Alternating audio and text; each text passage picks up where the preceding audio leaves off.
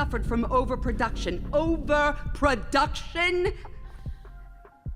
When 10,000 little children so And here's the absolute outrageousness of the capitalist mode of production is that we have people that are wanting, and like you have a system for the first time in human history, the productive forces, the forces of production, our ability to create value, our ability to produce things as a large social group, have developed to an extent where we produce more stuff than we can distribute, and our system of distribution, which is mediated through money, doesn't allow the elements that are being produced to meet the demands of people that actually exist out there.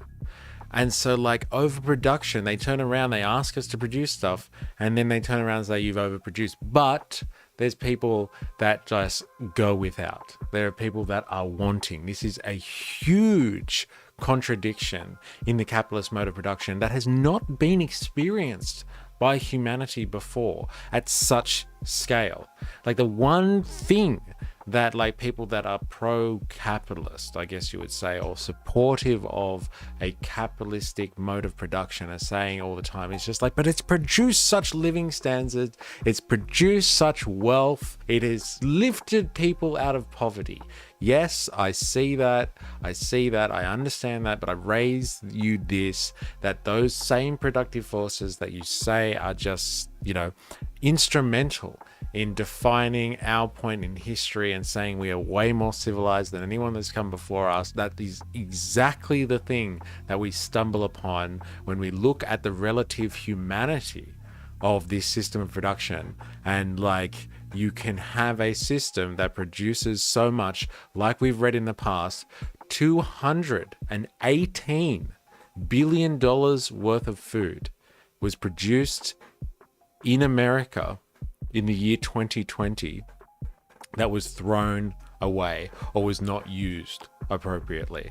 Yet you would have thousands of people, millions of people that would be going without, that would be potentially living under a poverty line or not being fed well. You'd be having hundreds of millions of people across the globe.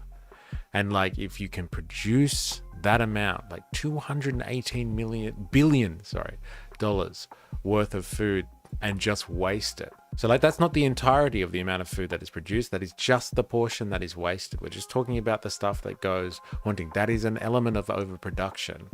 And like, you have great suffering within the system as well. That is a system that is out of balance from a humanitarian perspective.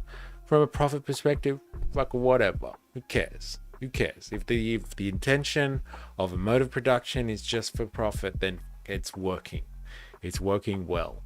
But if the intention of a system of production is to serve, like, kind of, you know, the people that operate in that type of society, then you have to acknowledge that that is a failure of that system. That is an inconsistency, and that is problematic. And like, you know, the question has to be whether or not we want to do something about that. Like, that is really the only question that needs to be answered. If it is the case that people decide collectively that we don't need to address that problem, and like, they're happy to live with the fact that people starve within the system, and like, we overproduce in the order of like hundreds of billions of dollars and waste food in the orders of hundreds of billions of dollars, and like, people are okay with that, then fine.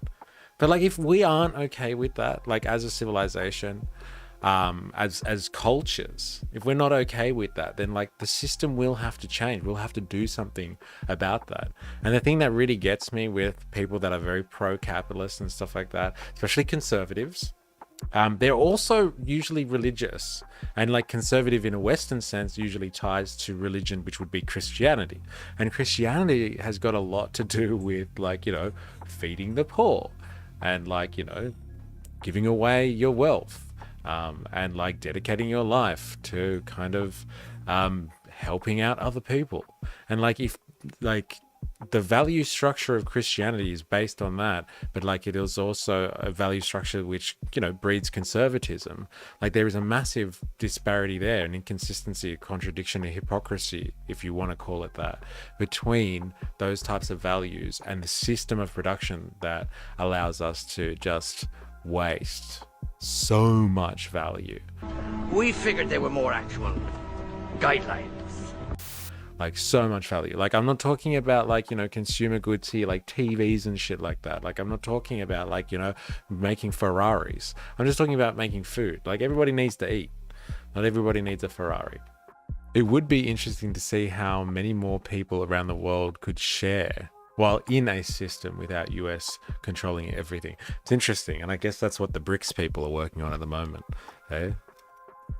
They are setting up the new world order. Let's call it. That is an insane number of waste. It is, Jack. It's insane. I think most people would say that they care about those things, but then ultimately only worry about how it would affect them. Yeah, I think that is a large part of kind of the dialectics of it. It's like people know it's a problem. They know it's an issue, but like it's also only an issue insofar it doesn't affect them. So like as long as they don't have to sacrifice anything, as long as this doesn't mean change for their comfortable existence, then it's appropriate to talk about that type of stuff and address it, again, as long as it doesn't affect them ultimately.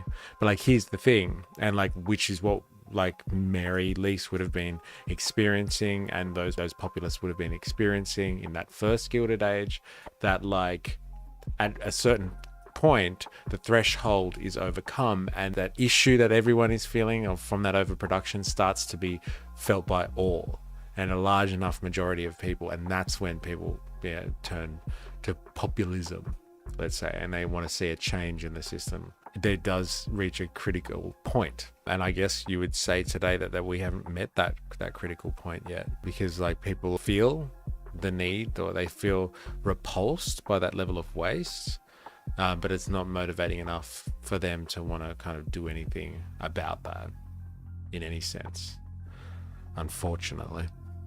Statistics tell us starve to death every year. Yet. Whether fortunately or unfortunately, if you know what I mean. Because like to get to that yet point, there will be a lot of suffering. Remember, I am, you are, we are a mystery. I am on Patreon. Please follow the link in the description and sign up for free. We are trying to build a revolutionary community over there. So go become a member for free and join the conversation. If you can contribute financially, that would help a lot towards making this content.